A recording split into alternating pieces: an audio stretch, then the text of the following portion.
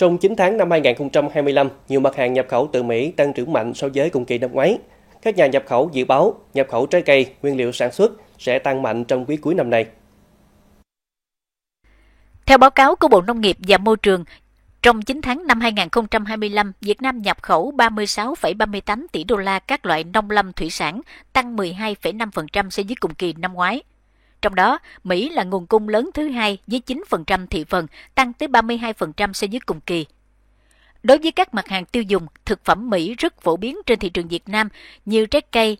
khoai tây, nhân sâm, thịt gà công nghiệp, thịt heo, bò, hải sản, bánh kẹo. Theo nội dung tuyên bố chung Việt Nam-Mỹ về Hiệp định Thương mại đối ứng, công bằng và cân bằng vừa được Bộ Công Thương công bố, các doanh nghiệp Việt Nam đã ký kết 20 biên bản ghi nhớ với các doanh nghiệp Mỹ về việc mua các mặt hàng nông sản của Mỹ với tổng giá trị ước tính hơn 2,9 tỷ đô la.